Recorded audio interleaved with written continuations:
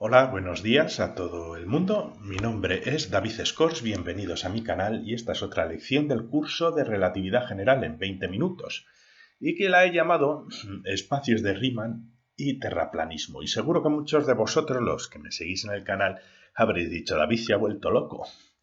Exactamente de lo que va a hablar. ¿Va a hablar del terraplanismo en el curso de Relatividad General en 20 minutos? Pues bueno, eso veremos. Vamos a ir progresando en la presentación y al final de la presentación entenderéis por qué estoy haciendo referencia al terraplanismo, para continuar con el curso de Relatividad General en 20 minutos. Si os gustan estos temas, os invito a suscribiros al canal. Bueno, como ya habíamos comentado en la lección anterior, Einstein se encontró con un bocado difícil de tragar, con una grandísima dificultad. Describió el tensor de energía y momento, pero vio que la ecuación de sus ecuaciones primitivas de campo pues no funcionaban de una manera general. ¿De acuerdo?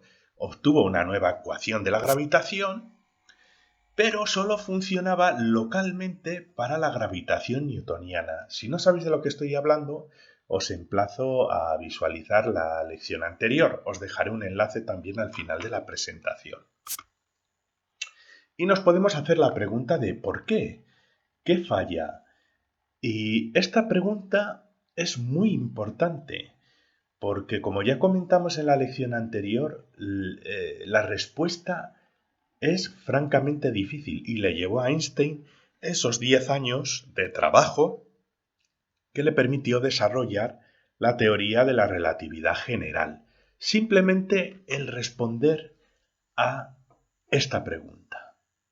¿Por qué la ecuación que hemos obtenido en lecciones anteriores, que es una ecuación de la gravitación, no cumple lo que habíamos hablado de la ecuación de continuidad?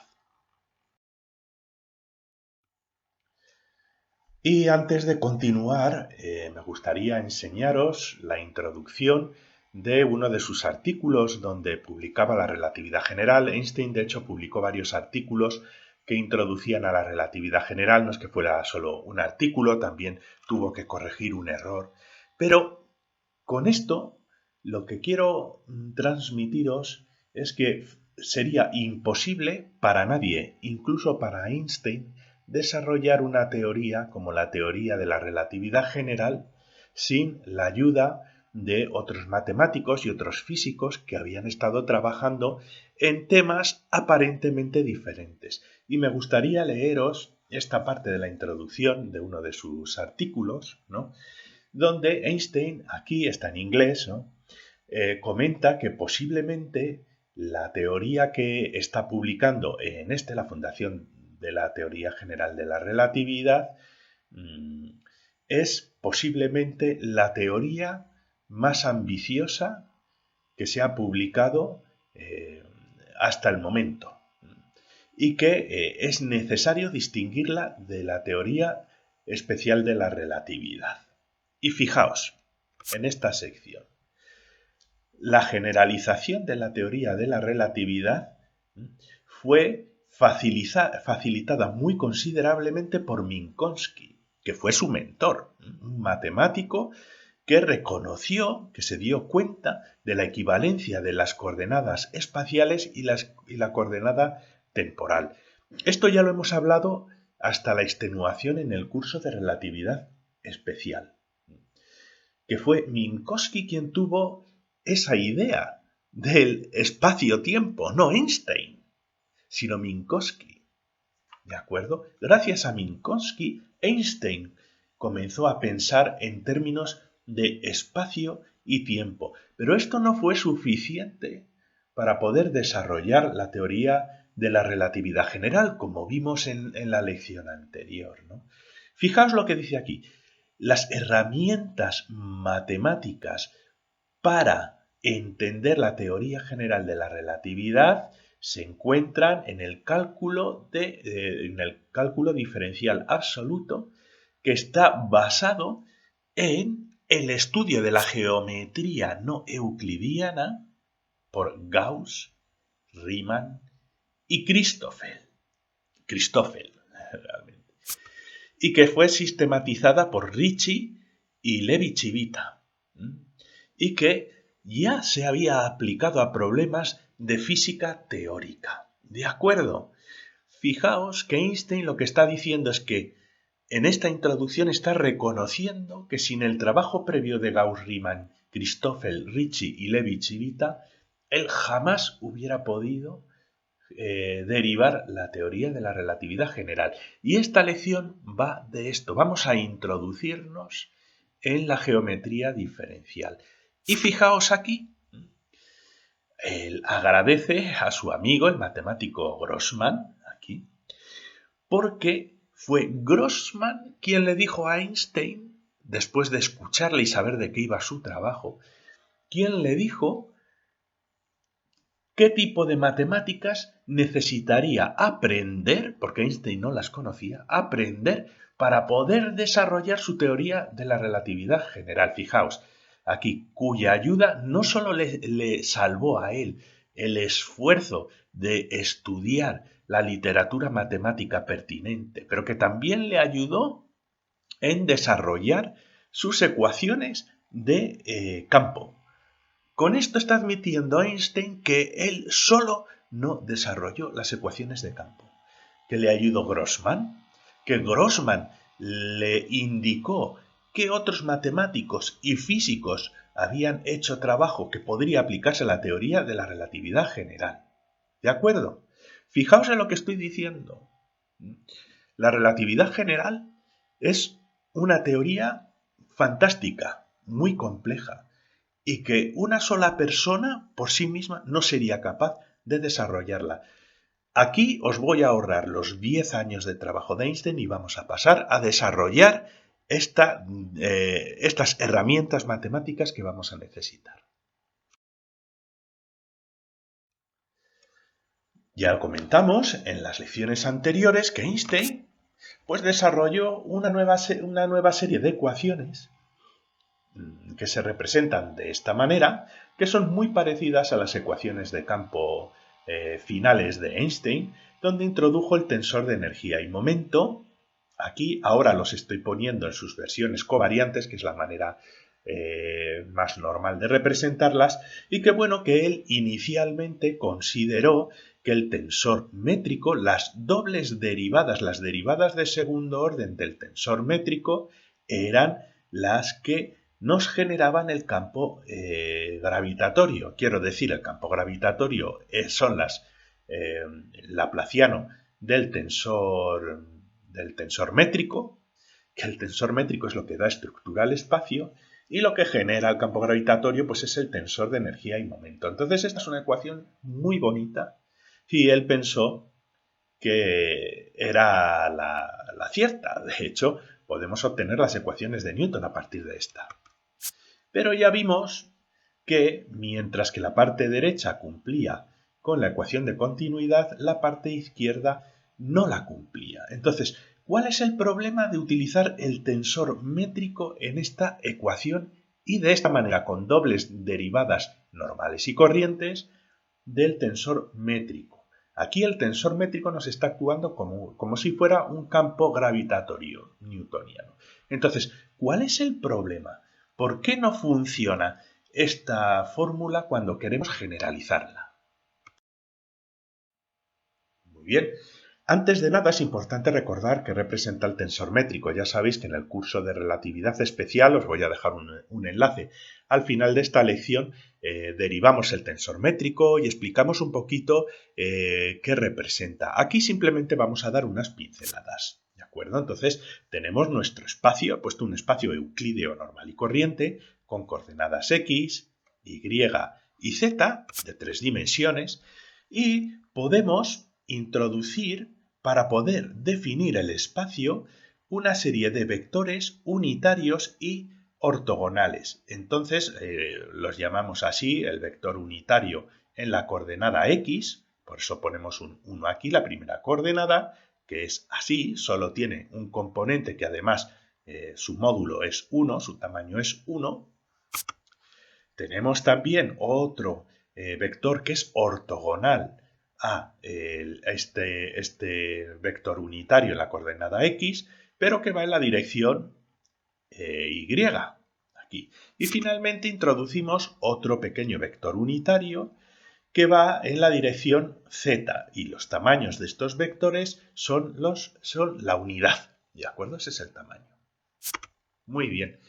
Estas se denominan bases covariantes. Las bases covariantes son covariantes porque son vectores covariantes, porque con estos tres vectores podemos construir cualquier punto del espacio. Es decir, no necesitamos las coordenadas matemáticas que ponemos aquí, únicamente necesitamos estos vectores para construir el espacio a partir de este punto.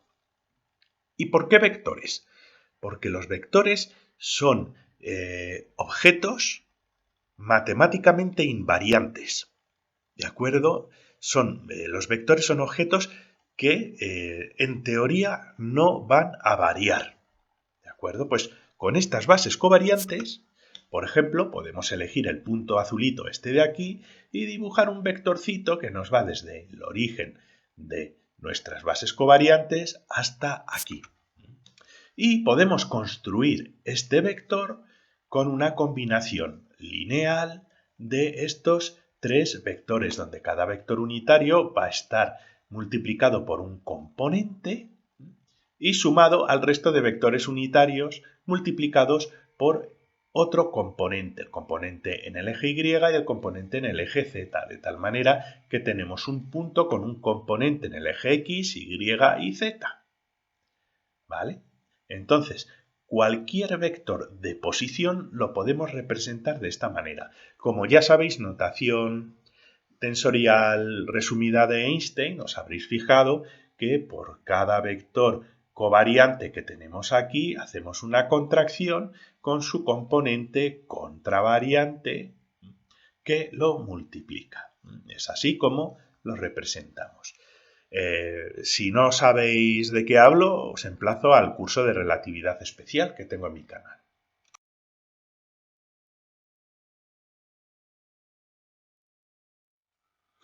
Vale, las bases covariantes nos construyen el espacio, y esto es importante. Si tenemos una tríada, estoy poniendo como ejemplo 3 dimensiones, pero podríamos poner una base covariante temporal también, como ya hemos hecho en otras ocasiones. Pero con esta tríada de vectores podemos construir cualquier espacio tridimensional, ¿vale? ¿Y qué es el tensor métrico? Bueno, pues el tensor métrico nos informa de las relaciones geométricas entre las bases covariantes.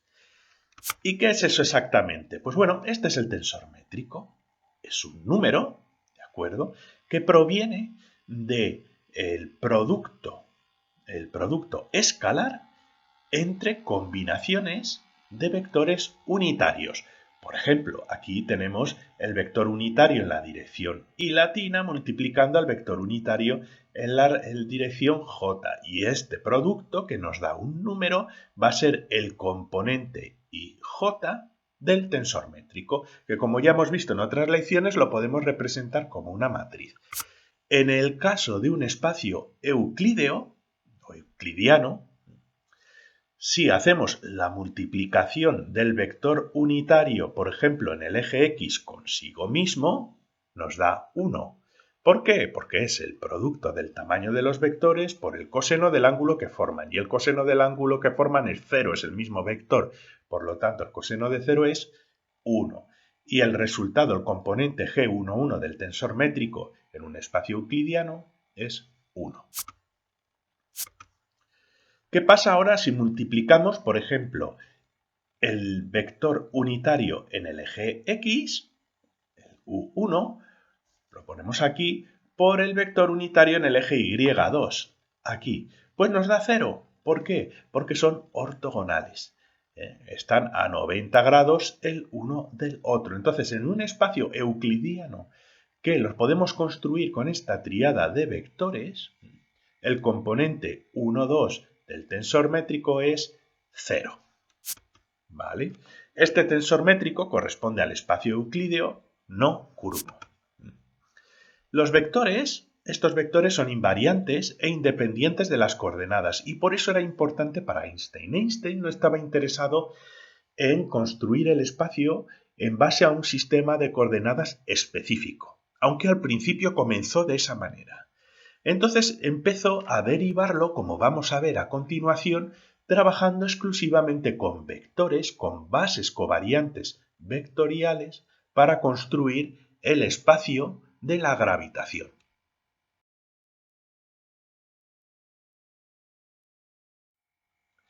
Así que podemos construir nuestro espacio local, ¿vale? Por ejemplo, esto es Pamplona, es de mi ciudad, ¿de acuerdo? Y yo estoy aquí, ¿vale? Y yo vivo, pues, en este mundo.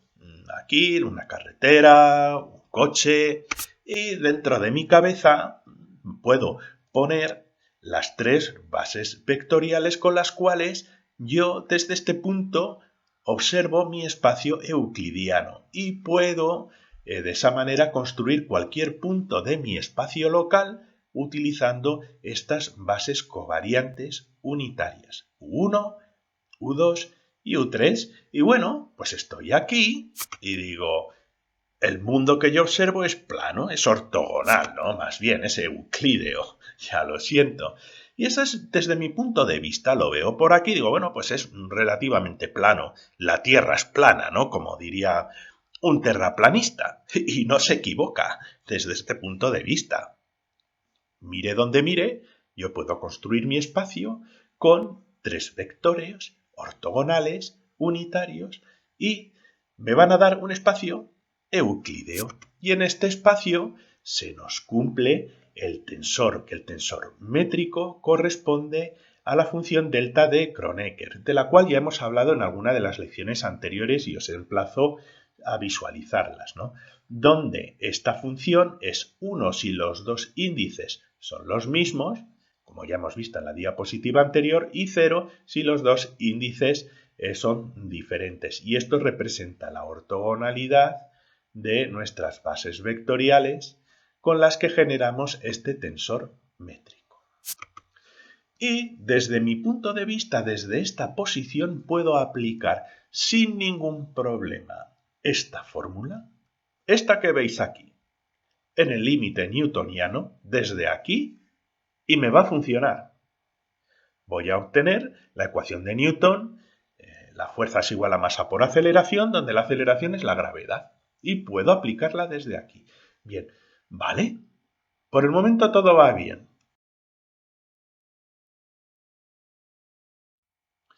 Pero nos vamos a meter en un coche, aquí, y yo, desde mi punto de vista, soy una partícula que se va a mover con el coche, pues tengo mis bases vectoriales aquí. Y nos trasladamos, nos movemos. ¿Y a dónde nos podemos ir? Bueno, pues nos podemos ir a Inglaterra. Pues estamos en Inglaterra. Y aquí, pues bueno, llego, bajo del coche y digo, bueno, el mundo es plano. Yo he salido del coche, he recorrido, pues yo qué sé, 2000 kilómetros en coche y tengo mis bases vectoriales aquí en la cabeza y puedo construir cualquier punto del espacio como si fuera euclídeo. Por lo tanto, mi conclusión es conclusión terraplanista. El mundo es plano, euclídeo más bien, ¿no? Y puedo aplicar mi tensor métrico de nuevo en este punto, igual que antes, igual que en Pamplona, en España, igual que antes.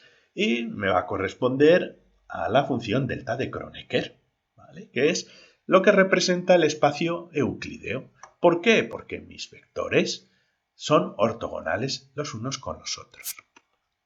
Y de nuevo, puedo aplicar esta ecuación que desarrolló Einstein originalmente, incluso si era primitiva, y voy a obtener la ley de gravitación de Newton tal como lo hice en Pamplona. Y además va a funcionar desde aquí. Si yo hago los experimentos desde este punto de vista con mis bases vectoriales que están aquí, utilizo esta ecuación y me va a funcionar. Pero hay un problema, que funciona esta ecuación localmente, en ese mundo euclídeo local. Pero sabemos que España e Inglaterra no están en un plano. Y esa es la cuestión. Necesitamos generalizar esta ecuación para que nos sirva en cualquier punto en el que nos movamos.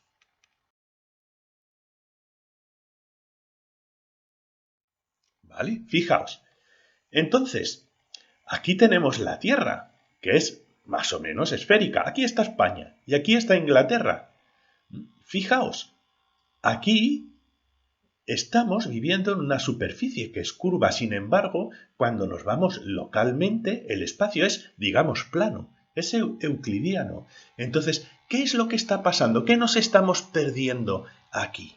Porque esta observación es clave para poder desarrollar la teoría de la relatividad general. Muy bien, pues vamos a amplificarlo. Aquí está España y aquí está Inglaterra. ¿Vale? Cuando yo me encontraba en España, aquí, en Pamplona, en el norte, bueno, pues tenía mis bases vectoriales covariantes, lo siento, mis bases, mis bases covariantes, aquí en el eje, lo que yo denominaba eje X, eje Y y eje Z, y podía hacer todas las operaciones con la fórmula que derivó Einstein aquí, pero he cogido el coche, me he venido por aquí y he llegado a Inglaterra, y aquí mis bases vectoriales unitarias en Inglaterra están aquí, pero evidentemente han cambiado de orientación con las bases vectoriales que tenía en España.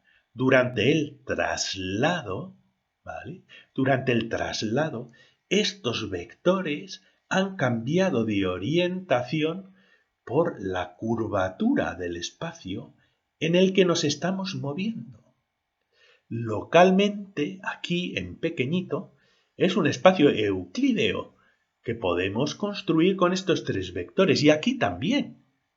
Pero fijaos, no son los mismos, porque si lo trasladamos de un punto a otro, estos vectores no conservan invarianza. ¿De acuerdo? No conservan una invarianza. Su orientación es dependiente de la trayectoria, y esto es clave. Vale.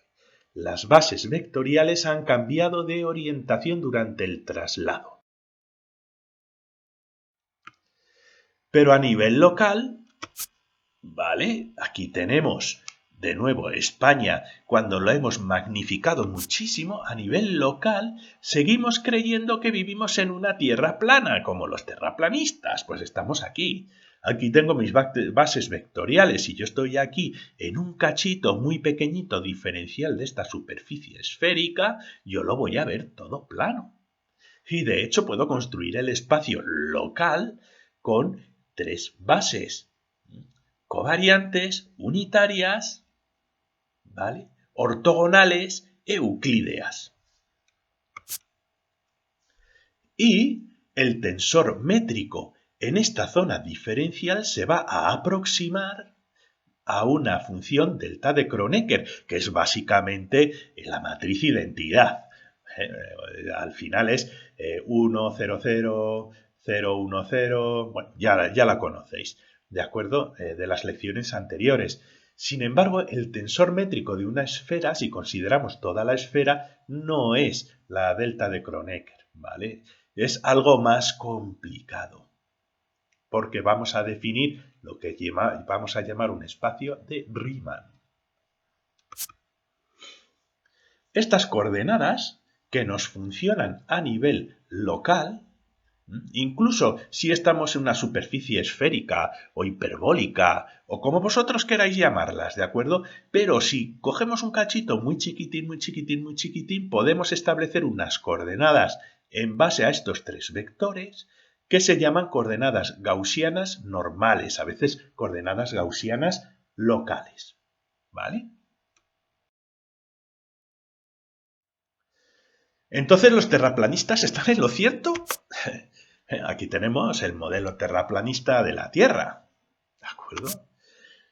Sí, pero solo localmente. en una sección chiquitita diferencial de espacio que tiene una curvatura, ¿de acuerdo? Pero si estamos viviendo en una zona diferencial de esa curvatura, nos parecerá que estamos viviendo en un mundo que aparentemente es plano, ¿vale? Bueno, aquí tenéis el agua de los océanos que se escapa, no sé si se recicla o no sé, ahí está. ¿Y esto cómo se entiende? Y esto es importante, porque estas lecciones son de lo que realmente va la relatividad general. Esto que vamos a aprender, así que tenéis que prestar muchísima atención. Aquí tenemos un espacio, se llama variedad en español o manifold, me gusta llamarlo manifold, estoy acostumbrado a ello, de 4 dimensiones, que es el de la relatividad, aunque únicamente vamos a poner 3 dimensiones de ejemplo, ¿no? Pero tenemos un espacio matemático, puede ser una esfera, una hipérbola, que tiene curvatura. Bien, pero aquí, en una sección diferencial, podemos establecer 3 vectores de manera local en lo que se llama, no tenéis que aprenderlo, pero para aquellos que hayáis estudiando más relatividad general, se llama espacio tangencial, ¿de acuerdo? Pero bueno, básicamente en una zona muy diferencial de esta superficie con curvatura, se nos va a parecer a un espacio euclídeo. Y esto se denomina homeomorfismo en matemáticas. Cuando tenemos un espacio que de manera local se nos parece a otro, es decir, uno curvo que se nos parece a uno plano de manera local, eso se llama homeomorfismo. ¿De acuerdo? Entonces, el espacio de la teoría de la relatividad general es homeomórfico al espacio euclídeo. Es decir, corresponde, como hemos visto en las diapositivas anteriores, a un espacio euclídeo. Y podemos establecer en todo este espacio un sistema de coordenadas. Pero el sistema de coordenadas no es el espacio, es un mapa. Estas coordenadas pueden ser coordenadas esféricas, hiperbólicas, pueden ser polares, las que vosotros queráis. Las coordenadas no definen el espacio es un ente diferente sobre el cual podemos imponer unas coordenadas, porque matemáticamente es más fácil identificar puntos con estas coordenadas y estos puntos transformarlos en números. Y al revés, si nos dan una serie de números, mediante una función podemos volver a transformarlos y localizarlos, mapearlos en el espacio. Es básicamente una fórmula. ¿Vale? Bien, si es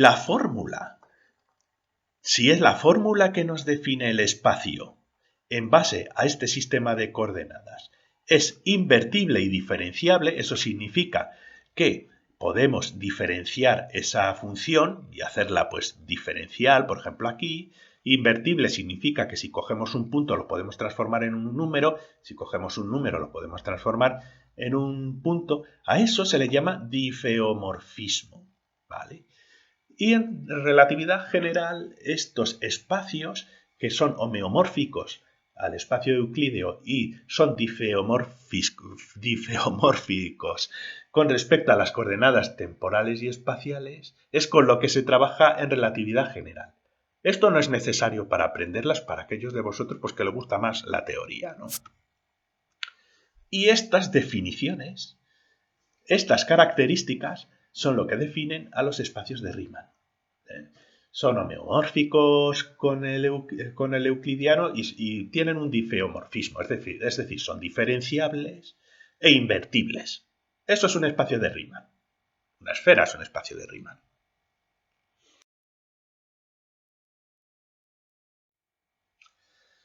¿Podemos entonces trabajar solo localmente? Aquí tenemos la Tierra, ¿vale? Pues aquí tenemos España con nuestro sistema de coordenadas y aquí tenemos Inglaterra con nuestro otro sistema. No es que sea otro sistema de coordenadas, ojo, es el mismo sistema de coordenadas, solo sistema de coordenadas, bases vectoriales con las cuales construimos el espacio, solo que lo hemos trasladado por una superficie esférica hasta aquí, ¿vale? Es lo mismo, pero trasladado. Y como veis, pues han perdido esa invarianza en esa orientación debido al traslado en un espacio curvo. ¿Vale? Eliminamos ahora la Tierra. Hemos trasladado, por ejemplo, vamos a decidir, por poner un ejemplo, que vamos a trasladar solo nuestro vector unitario en lo que eran las coordenadas X en Pamplona al sistema de coordenadas en Inglaterra. Lo trasladamos y lo comparamos con nuestro nuevo sistema de coordenadas. Fijaos que ahora la base vectorial en el X está aquí, mientras que antes estaba allí. Hemos hecho un traslado obviando la curvatura. ¿Vale? ¿Por qué? Porque queremos establecer qué es lo que ha cambiado de aquí al movernos aquí.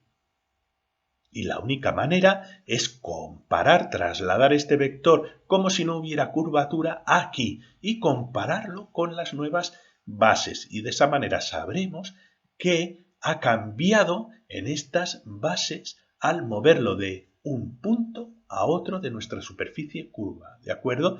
Entonces ahora esta base vectorial que antiguamente era la coordenada X ya lo vamos a considerar como si fuera un vector diferente. Vamos a ampliarlo y vamos a compararlo con las nuevas bases vectoriales 1, 2 y 3. Aquí tenemos nuestro vector trasladado, pero solo el unitario de la coordenada 1. Y fijaos, en ese traslado, este vector ha adquirido componentes. ¿Vale? Cuando lo comparamos con las bases, con los vectores base locales en Inglaterra, ha adquirido un componente en el eje X, ¿vale? Nuestro vector lo podemos descomponer y ha adquirido un componente en el eje X que vamos a llamar alfa 1, con un 1 aquí arriba, ¿vale?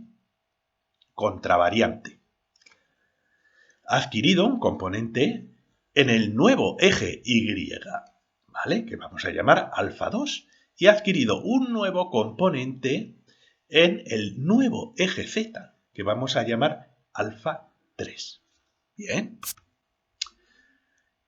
Ahora, como hemos hecho anteriormente, podemos construir la expresión de nuestro vector unitario en el eje X en comparación con las nuevas bases vectoriales en otro punto de un espacio curvo. ¿De acuerdo? El nuevo vector ha adquirido componentes en las tres nuevas bases, en el X, Y y Z, durante ese traslado. Es una manera de relacionar estos índices, estos componentes que hay aquí, nos relacionan las bases vectoriales en el segundo punto con los vectores individuales cuando estaban en el primer punto. Es una igualdad. Esta igualdad nos asegura esa invarianza ahora en los vectores, porque los vectores durante el movimiento en el espacio curvo se transforman de esta manera. Ya tenemos una relación entre las bases vectoriales nuevas en un punto local diferente del que estábamos al principio del traslado, en otro punto del manifold, ¿vale? Pensadlo bien y fijaos cómo estos componentes nos relacionan los nuevos tres vectores con los vectores antiguos. Este en el caso del vector en el componente X. ¿Vale? Vamos a hacer otra cosa más. Bien, como veis, en estos alfas había puesto aquí un numerito arriba contravariante porque la idea era esta contracción con la nueva base. Este es el componente que nos aparece en las nuevas coordenadas X definidas por nuestro vector unitario en la coordenada X. O sea, este nos multiplica a este. Por eso pongo esta contracción con el vector. Y es un vector porque tiene aquí una flechita arriba. Y aquí vamos a poner otro subíndice 1. ¿Por qué? Porque, bueno, este se contrae, pero aquí teníamos especificado un vector unitario en el componente X. Por lo tanto, tenemos que colocar este 1 aquí, porque este 1 con este 1 se simplifica, nos deja este 1, este 2 con este 2 se simplifica, nos deja este 1, este 3 con este 3 se simplifica por contracción y nos deja este 1. Con lo cual hemos reconstruido nuestro vector unitario en el origen, en Pamplona, vamos, pero solo en el eje X, y lo relacionamos con las nuevas bases de esta manera. Estos componentes nos están conectando los dos sistemas de referencia locales, ¿vale? Nos conectan. Lo mismo podemos hacer con el vector unitario en el eje Y en Pamplona. Aquí vamos a volver a obtener otros componentes, ¿de acuerdo?, que van a multiplicar a las bases vectoriales 1, 2 y 3 en Inglaterra, pero van a ser diferentes del anterior. ¿Por qué? Porque están referidos al vector que tenía la orientación en el eje Y. Entonces estos símbolos, alfa 1, 2, alfa 2, 2, alfa 3, 2, son diferentes de los símbolos alfa 1, 1, alfa 2, 1 y alfa 3, 1 de antes, ¿vale? Y nos conectan las bases vectoriales del punto local en Inglaterra con uno de los vectores de bases vectoriales en Pamplona, ¿vale? Nos conectan los dos puntos. Con el Z es igual, es lo mismo. Vamos a obtener otro grupo de símbolos, de componentes. Esta vez ponemos un 3 aquí para especificar que provienen del vector unitario en la coordenada Z. Por contracción podemos relacionar el vector en la coordenada Z. Es lo mismo que hemos hecho con el de la coordenada X. No os comáis mucho la cabeza, ¿vale? Y obtenemos esta relación que es importantísima. Es la base de toda la geometría diferencial de Riemann. Los nuevos componentes nos conectan las bases covariantes de un punto a otro punto diferente de nuestro manifold de Riemann. Haya o no haya curvatura. Haya o no haya curvatura, vamos a tener, pues bueno, si no hay componentes, evidentemente, vamos a ver, este sería 0 y este sería 1. Y nos daría, pues, que es lo mismo, ¿no? Básicamente, esto lo he calculado de memoria, pero es así, ¿no? Estos nuevos componentes son conectores, nos van a conectar los dos sistemas. Conclusiones. Einstein descubrió la existencia de espacios de Riemann. Localmente son espacios euclídeos. Son totalmente, vamos, localmente funciona muy bien.